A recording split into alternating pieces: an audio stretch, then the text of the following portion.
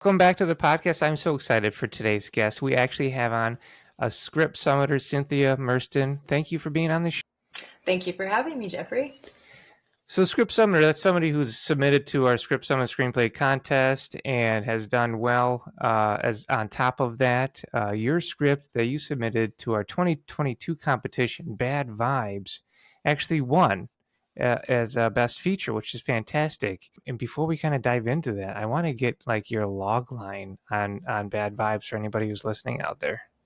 Yeah, absolutely. So it's basically Mean Girls with a little bit of murder. So it's after the suspicious disappearance of two of their posse, a group of spiritually woke mean girls invite a social misfit on a wellness retreat to atone for their past misdeeds.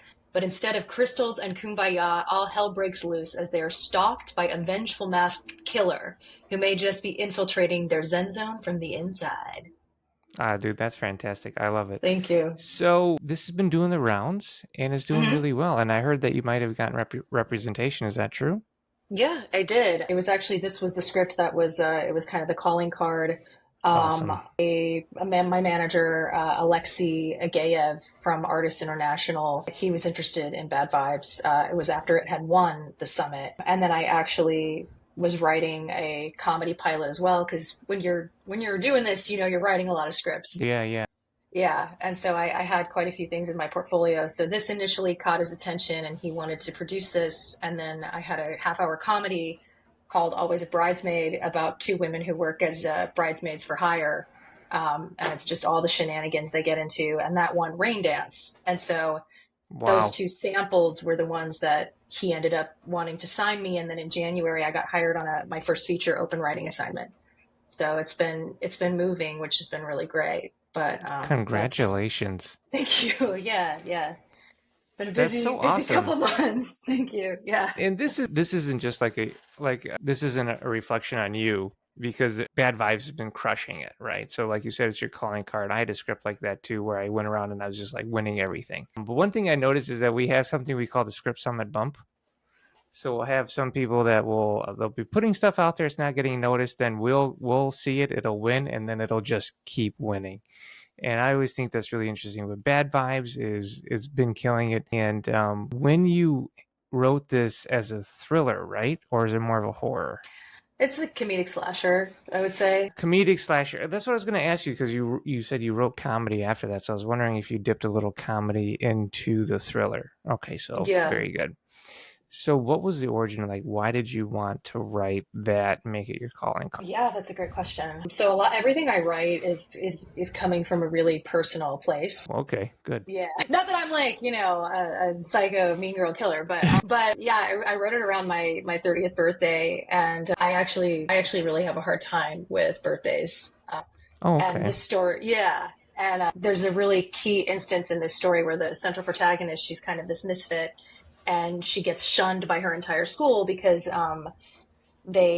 during her sweet 16, during her 16th birthday, the mean girls break into her room and they read her diary. And it has Oh, all her like most private thoughts, and they ended up yeah, posting it. And, she wrote a lot of nasty crap about people in school, but it was her personal space to like sure. vent because she's not really a confrontational character. That's actually one of her biggest flaws is she's really passive. So the mean girls end up sharing this with everybody. And so it just destroys her social life. And she gets shunned she gets publicly humiliated and she's shunned. And it's a terrible experience for her. And it was kind of actually based on something that actually happened to me in my life. When I was 16, there was this group of girls that I thought I was really close friends with, and Oh, they wow. went, yeah, they went into my room, they read my diary, and there Oh, was one of them who she actually like waited multiple years. She like had this information, oh, she had a and plan. she did, and it What? was interesting. She said her head was as big as a school bus because I was writing things. I was like in second grade, and I think I was like mad that she got into this play or something. But actually, when I was in my sophomore year in college, somebody messaged me on Facebook and was like, "Hey, I just want you to know what people are saying about you." And they pulled up an entire Facebook page that this girl had posted all these entries from my diary, and it was like 20 people just commenting on Jesus. this. So she's a psychopath.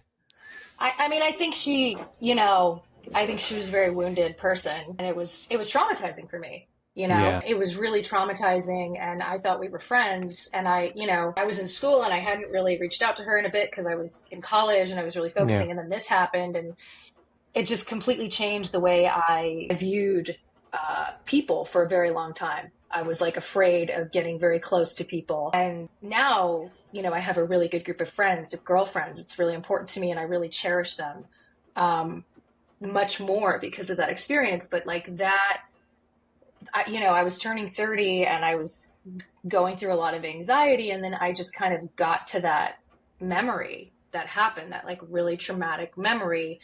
And I had been trying to write a horror and I just kept like I couldn't do it. I don't know why. I just couldn't crack it because I think nothing scared me enough. And so I was like, what was this like the scariest thing that has happened to me? And Yeah. it was this friendship that I thought I had with this person, and the fact that she like had this information for so long and that she like was storing it away and then she shared it, and it just like it ended up really scaring the shit out of me because I was Yeah. like, who like do we really know the people that we think we know? And so then the story kind of came from that. But it I'm was like a really dark, like for me it was like a really traumatizing thing that happened. So but I yeah. think you really kind of focused in on how to take authenticity and put it into a story, because pain from real truth is scary. Like that's where real fear comes from. And so like the situation you went through, I mean that from somebody on the outside looking in, that's horrible. Horrible to see that. And that is far scarier to me than some weird tentacle monster in the corner. And having gone through that, and so that you could take that and infuse it into a script, and then I'm assuming have like a cathartic emotional release while you're writing it. All of that bleeds into the story, and this is why this is an award-winning story. Thank you. Yeah, I mean, because it was like I think the hardest thing about cracking that genre for me Yeah. and why I failed so many times was I didn't have something that kept me up at night enough. Like I didn't have something that frightened me enough that got under my skin. Mm-hmm. And it's funny because the OWA that I got was like a straight down the line horror. So now I'm like writing a lot more of that without the comedy, and Okay. it's been a great challenge. It's been a growth experience, but I think this script kind of cracked that nut. And the things that had always scared me, it wasn't like you said a tentacle monster or a ghost. It was like the woman that's been married to this guy for like 30 years and he's a serial killer, and they have like two kids and he's a loving husband and a great father, and then he's like BTK and he's just going Yeah. off, and it's like Gotcha. that thinking someone and having that intimacy with that person and that trust, and then having that just completely destroyed. And So I there's two think that's what hit it. Yeah, sorry. there's two things. I'm so no, you've just got me excited. There's two things I want to come to on this, okay? So the first one is, you said, well, I was writing a thriller and I went to comedy. I was writing thriller comedy and now I'm just doing thriller on this writing assignment. Well, that's the great thing when you do a hybrid genre, right? Like when I talk to people and I say you go thriller comedy, then you go thriller, right? But then you can also go comedy, right? So you've already established you can do two genres, you get more work. If you're only doing historical drama, you're doing historical drama. You know what I mean? It's going to be hard for you to start branching out. So you're branching out into other genres, which totally makes sense to me. And I think it's good to do a hybrid like that, especially when you're getting out there, getting on the circuit. It can just be more difficult to start getting wins right away, because when you have a genre hybrid like that, some festivals will be like, it's too funny and you don't win. Other festivals will be like, it's too scary and you don't win. So you have to kind of find that right balance. And I know it sounds hypocritical, but that's just the truth of it coming from my personal. Yeah, I mean, the script, it's funny because I feel like a lot of, like in the beginning, before I really started going over that hump, like after Yeah. Script Summit and I started winning and winning and winning, it was like the feedback was always very polarizing. Like people either really loved Yeah. it or people either really didn't love it. And like, I've like never written anything that's like placed in the nickel, or like, the really Yeah. that or anything. And I had a lot of, doubts because it was like Yeah. some people were like, oh my God, this is so great. And this is iconic and this is great horror. And then some people were like, what is this? what is this? This is not for me at all. So Yeah. it's just, having to really tell the stories that you want to tell. And let the story find its audience, really, is part of it, because it's not going to be for everybody. Everybody talks four Yeah. quadrant, but that's like, I mean, come on. So what I wanted to talk to you, and I'm not trying to like script doctor you, and I'm not trying to guru you by any means. I just want to, let's just have a conversation. So you're writing this new writing assignment you're on. It's just strict thriller, right? Now, are you able to infuse lighter moments through character instead of situation? And the why I say this is because when you're writing thriller, right, you're putting the audience on an emotional roller coaster, that let's solve this, let's solve that, but you have to put in breaks for them to kind of reset the palate, right? If we were talking food wise, you don't want to just keep Hmm. hitting them with sweet, sweet, sweet, sweet, sweet. You want to hit them with salty, right? Hmm. Hmm. So are you able to find moments or characters that you can bring in to change the tone of that script so that you can build up or build down from those like really thrilling moments? Yeah. Absolutely. I think that's actually really critical because this story, I can't really say much about it because it's No, looking, that's fine. Yeah, yeah, yeah, it's looking good on, yeah, it's looking good about it going. It's contained. It's like minimal characters because that seems to be what the marketplace is looking for right now, given like the yeah. The contraction and indie thing, everything. keep the budget down, sure. But I think the story is very dark. It's extremely heavy, and there's there's kind of certain social elements that come up, and that has to happen, right? Because it's just Yeah, like if we have the same, because I think comedy and thriller or horror can use the word interchangeably, but yeah, they're about building tension and they're about releasing tension, right? So exactly. you have to have moments where you release that tension. Otherwise, everyone's going to get like when you have a stimulus, like if you're touching your arm over and over Yep, again, eventually you forget that you're like touching your arm because you're just so used to it, or there's like a smell of like baked croissants or whatever. You forget yep. about it, right? You get bored, you get onto something else. So you have to like break that up to keep that stimulus going. So there are definitely moments, and it's through character. I mean, I think Good. for me, there is a bit of like dialogue, that happens. I think as a writer, dialogue is one of my strengths. So Mm-hmm. there's some like comedic moments, but like look at Barbarian. I Yeah, mean, exactly. Long's character, he was funny. I mean, he was a jerk. He was a Oh terrible yeah, garbage you hate that. person. You hate him. Yeah, Yeah, and you were but happy that he he had some died. weird dialogue. But you have to have that because otherwise, if it's just Absolutely. like this horrible thing that happened to this creature and it's just constant, it's just too much. No, exactly. I totally agree with you. So you mentioned nickel and not having placed in nickel, and I just wanted to mention that from my perspective, nickel is one avenue to Yeah, find success and breakout. It is not the avenue. And I see a lot of writers that will judge themselves, through comparison. And what is it? What's the phrase? Comparison is the thief of joy, something like yeah, that. I could be wrong. Okay. So like some people, and I've worked with people. I've had students I've mentored win nickels, and that is an avenue for them. Like they won nickels and they have writing assignments, and that's fantastic. But that's not the only way to do it. yeah. So, you enter nickels, you don't enter nickels. There's other ways, like there, you network, you pitch, you query, like there's a million other weird ways to get in.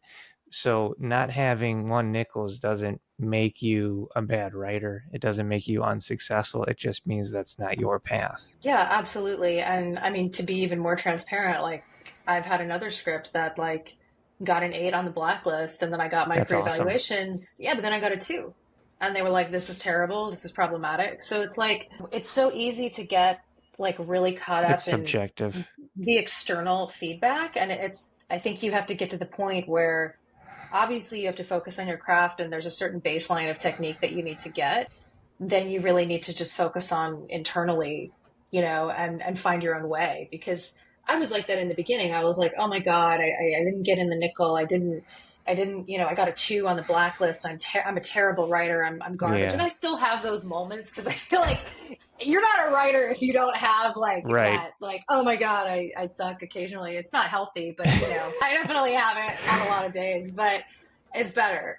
But yeah, just valuing your worth based on one competition, it's just a really dangerous avenue, you know, and Exactly. to go down. I mean, you're right, everybody has a path. And it's not even just that. It's like some people are like, oh, you have to be an assistant. And then you, once you do the assistant thing, because, you know, I live in LA, it's like, oh, be an assistant, and then you do this, and Sure. then you do this. And like, that's how you get in. And it's like, that's not how it works for everybody. Yeah, and it's great if you're 20 years old and you can do that and you're still living at home. Sure, go for it. Yeah. But, you know, Yeah. if you're an adult with bills and family, you A know, hundred then percent. you know, moving to LA and trying to con your way into the industry is probably not in your benefit. I mean, I know people who Yeah. have tried to do it and ended up homeless, and so that's why I'm like, you know, I think I'll just do my little life here and then I'll just make the indie thing happen, you know? Yeah, I think yeah, it's different for everyone. And my path was really weird because I started as an actor and then I left. I left the industry entirely. I was gone for like 5 years and I was a liquor Oh, distributor. So I sold liquor out of the trunk of my car and like to bars, you know, and legally? legally, yeah. No, no legal, no, I mean, You're a booze yeah, runner. It's like yeah. we're in the prohibition era right now. Yeah, I basically that's I mean I had a territory. That was You run into basically speakeasies. yeah, basically. But my first script was about that. When I returned to the industry, my first script was about someone who did that. And that script didn't really go anywhere. I mean, it attracted an agent at the time and it got some interest, but it fizzled, you know? And it's, you just have to keep hitting it over and over and over again. You have to be relentless, you know? So looking at Bad Vibes and just catching up with you because I haven't seen you in a few years. And looking at my own work, I always feel as a writer, I'm always on the outside, on the fringes looking in, like I don't feel like part of society. So I wonder if that is how you. Yeah, definitely. I think a lot of the characters, like, I mean, in Bad Vibes, you know, they're the two main drivers are outsiders. You know, the Yeah. protagonist is an outsider. The antagonist is definitely an outsider because she's a serial killer psychopath. So yeah, yeah. Um, but yeah, you know, you kind of have to. I feel like if you're a writer, you're observing a lot. You know, you have That's to have a we are. We very are yeah, humanities observers. and you have a very your inner life. I imagine is probably pretty rich. You know, and some people understand that, and some people don't, you know, some Yeah. people don't get it. But hopefully you surround yourself with the people who get it and Oh accept you for yeah. that, you know? I have a select handful of weirdos Yeah. that that are my people, you know, and I have my own tribe. And Script Summit, for some reason, brought all of those people together as well. Yeah. So it turned into a cool thing. Yeah, it was really, I really remember, it was actually my favorite of the experiences because it was so intimate. It kind of felt like, I mean, like it felt like like, I mean this in the best way, but it was like a summer camp kind of vibe for Yeah, writers. yeah. Screenwriting summer camp. That so we don't do the in-person festival anymore. It was well, to be honest with you, I had a coronary event, so I had Oh my God. I was getting heart spasms, and Wow. I had to like shrink my life because I was spread too thin. And when you run a Absolutely. festival, you're running the festival all Oh year. yeah. People don't realize you're doing it every day. So I had to cut back. So we just do the online festival thing now, but we have Facebook groups and stuff like that for people to join and still have that collaboration.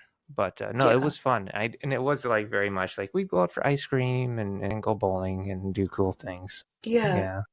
I still keep in touch with some of those writers too, which is great. Oh, that's Yeah, beautiful. I love yeah, that. Well, okay, so you've won with Bad Vibes. You've managed to, you know, land talent agent, representative, manager, whatever term you want to call.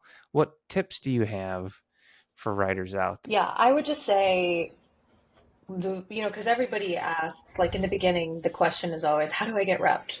Right? Of And course. then, and the goalpost always keeps moving. It's like, how do I get repped? How do I get a job? How do I get another job? You Yeah, how know, do we get and money? yeah, it's very easy to think in terms of external goals and achieving those. And I think what really made the shift for me was shifting my mindset from focusing on getting repped to focusing on creating the best portfolio I possibly could. I love it.